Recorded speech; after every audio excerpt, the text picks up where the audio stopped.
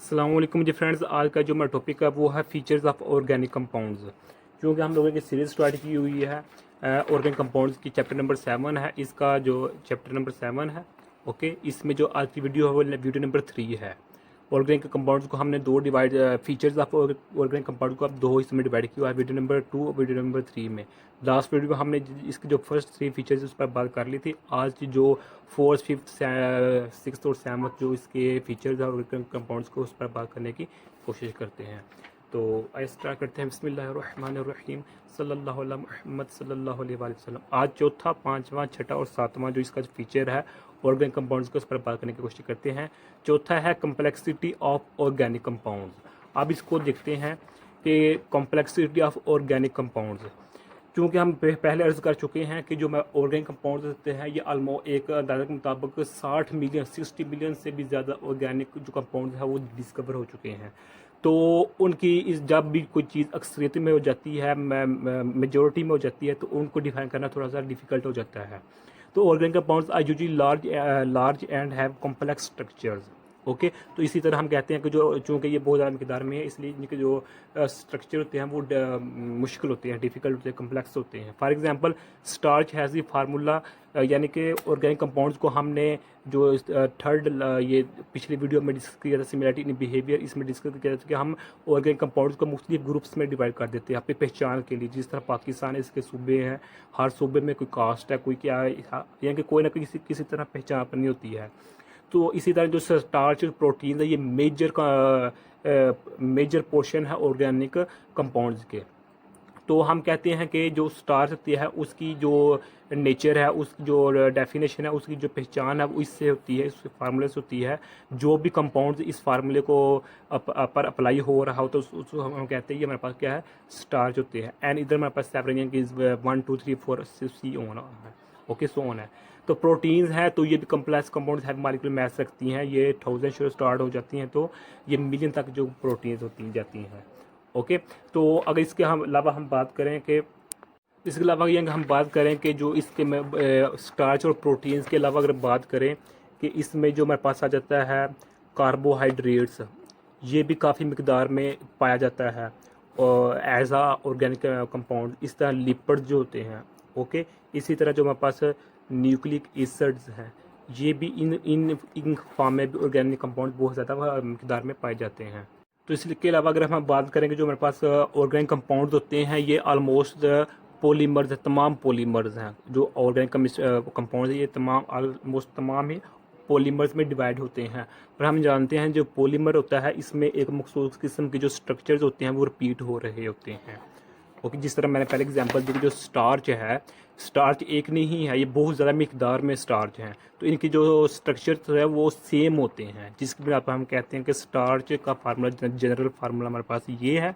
और जो भी इस पर अप्लाई हो रहे होते हैं कंपाउंड, उनको हम ऑर्गेनिक कंपाउंड का नाम दे रहे होते हैं।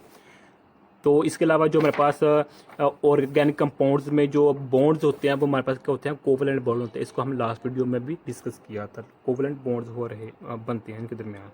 अब हम बात करते हैं जो हमारे पास फिफ्थ है फीचर, वो है आइसोमरिज्म। फिफ्थ आइसोमरिज्म है, तो ये देखें isomerism, if two are more than two chemical compounds have the same molecular formula but different structure formula, these compounds are called isomers and the feminine is called isomerism. यानी कि इसका मतलब है कि कुछ कंपाउंड, ऑर्गेनिक कंपाउंड ऐसे होते हैं जिनका जो फार्मूला होता है वो तो सेम होता है, लेकिन अगर उनके स्ट्रक्चर की बात करें तो वो डिफरेंट होता है। मिसाल के तौर पर ये देखिए एग्जांपल दी गई है, there are two isomers of butane. Butane का जो जनरल फार्मूला वो हमारे पास ये है। ओके, ब्यूटेन का जो जनरल फार्मूला ये है, लेकिन इसका जो स्ट्रक्चर है वो दो तरह का होता है, एक ये है और एक ये है, ये वाला। ये नॉर्मल ब्यूटेन है, ये भी ब्यूटेन है, ये भी ब्यूटेन है, लेकिन ये नॉर्मल ब्यूटेन है, ये स्ट्रक्चर ब्यूटेन है। ओके हो गया। इसी तरह जो सेकंड एग्जांपल वो ये है, जो हमारे पास ये देखें, ये हमारे पास एक कंपाउंड है, ऑर्गेनिक कंपाउंड है, लेकिन इसका जो मॉलिक्यूलर फार्मूला है वो सेम है, लेकिन इसके दो स्ट्रक्चर, पहला स्ट्रक्चर ये है डाइमिथाइल ईथर में आ जाता है, और दूसरा जो इसका स्ट्रक्चर है वो इथाइल अल्कोहल में है। इसमें भी दो कार्बन है, 6 हाइड्रोजन 1 ऑक्सीजन है इसमें। तो इसमें भी यानी कि फार्मूला सेम है लेकिन स्ट्रक्चर क्या है, डिफरेंट है। इसके अलावा अगर इसके हम थर्ड एग्जांपल देखें तो थर्ड एग्जांपल क्या है हमारे पास, C3 H7Cl। ये क्या है हमारे पास, इसके ये मेरे पास फार्मूला है, इसके दो स्ट्रक्चर हैं। क्लोरोप्रोपेन है, ये मेरे पास क्या है, क्लोरोप्रोपेन है, क्लोरोप्रोपेन है ये हमारे पास। ओके, इसके दो स्ट्रक्चर हैं। पहला स्ट्रक्चर ये है हमारे पास CH3 और ये इसके साथ जुड़ा हुआ Cl। ये हमारे पास क्या है, 1 क्लोरोप्रोपेन है। ओके, अगर इसके हम सेकंड स्ट्रक्चर की बात करें तो वो हमारे पास, सॉरी, ये हमारे पास सेकंड, ये मेरे पास ये वाला इसका नाम है, इसका जो नेम है वो मेरे पास सेकंड क्लोरोप्रोपेन है। ओके, इसका जो है, इसका वो हमारे पास CH3 नेगेटिव, CH2 और बॉन्ड CH2Cl। ओके, इसका जो नेम है वो मेरे पास 1 क्लोरोप्रोपेन है। यानी कि फार्मूला सेम है लेकिन इसके दो स्ट्रक्चर डिफरेंट हैं। अब हम बात करते हैं जो इसका सिक्स्थ है, rates of organic reaction. Okay, ये भी इसको भी स्टडी कर लेते हैं। ये लिखा हुआ है, the reactions of organic compound are usually slow, it is because the chemical reaction involves the breaking of old bonds and formation of new bonds. यानी कि जो हमारे पास ऑर्गेनिक कंपाउंड्स होते हैं ये ज़्यादातर स्लो, इनकी जो स्पीड होती है वो स्लो होती है। क्यों?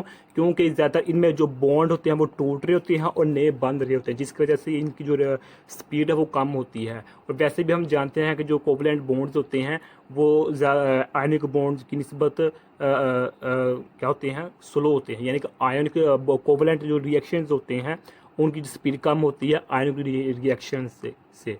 ओके, तो हम जानते हैं जो ऑर्गेनिक कंपाउंड होते हैं ये कोवलेंट बॉन्ड से बने होते हैं, जिसकी वजह यही है कि इनकी जो स्पीड होती है वो स्लो होती है।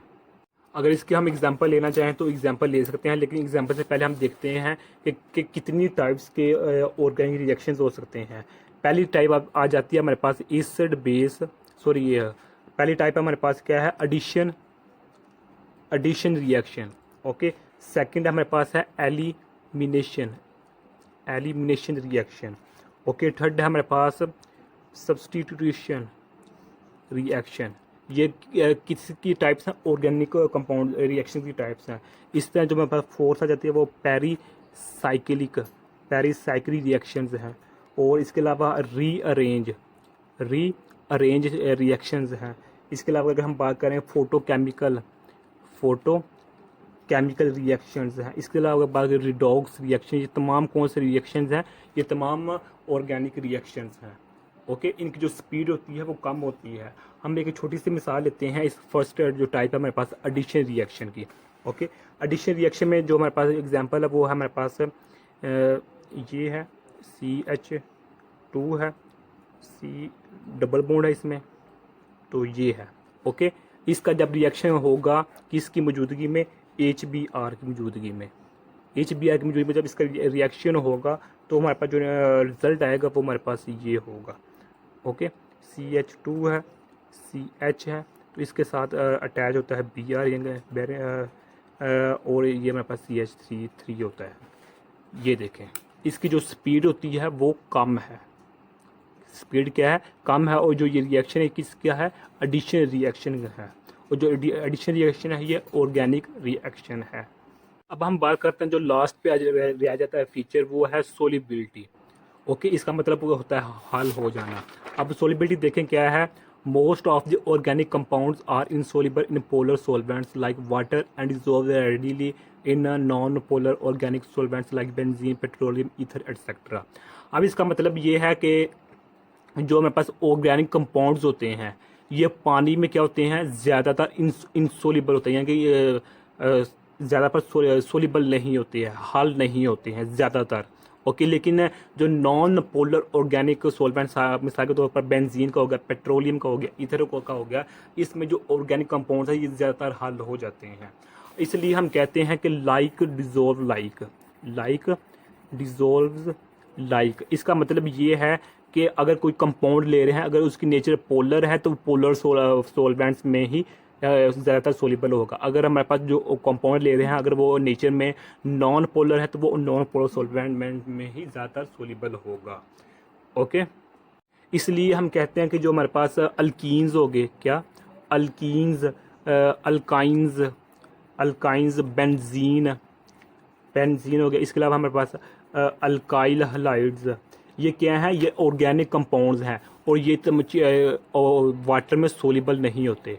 Alkenes, alkynes, benzene, alkyl halides, ये ज़्यादातर बल्कि ऑर्गेनिक कंपाउंड्स हैं, ये पानी में सोलिबल नहीं होते। हाँ, यहाँ एक बात है कि कुछ ऑर्गेनिक कंपाउंड्स ऐसे हैं जो वाटर में सोलिबल हैं लेकिन इतने ज़्यादा सोलिबल नहीं होते जितना होना चाहिए। क्यों? क्योंकि ये नेचर में नॉन पोलर ऑर्गेनिक कंपाउंड्स होते हैं। मिसाल के तौर पर अगर हम बात करें कि जो हमारे पास है अल्कोहल्स, क्या अल्कोहल जो हमारे पास है, इसके अलावा हमारे पास अल्डीहाइड्स हैं, अल्डीहाइड्स है। इसके अलावा जो हमारे पास केटोन्स है या कीटोन्स हैं, अमाइंस हैं हमारे पास। इसके अलावा जो कार्बोक्सिलिक एसिड्स हैं, ये वाटर में सोलिबल हैं ऑर्गेनिक कंपाउंड्स हैं ऑर्गेनिक कंपाउंड्स हैं लेकिन वाटर में सोलिबल हैं, लेकिन इतने ज़्यादा सोलिबल नहीं हैं जितना यानी कि एक चीज़ को वाटर में सोलिबल होना चाहिए। ओके हो गया। तो यही आज का मेरे तरफ से टॉपिक था। मैं उम्मीद करता हूँ आप लोगों को इस वीडियो की समझ आ गई होगी। जज़ाकल्लाहु खैरा। अपनी दुआ में याद रखिएगा। अस्सलामु अलैकुम व रहमतुल्लाहि व बरकातुहू।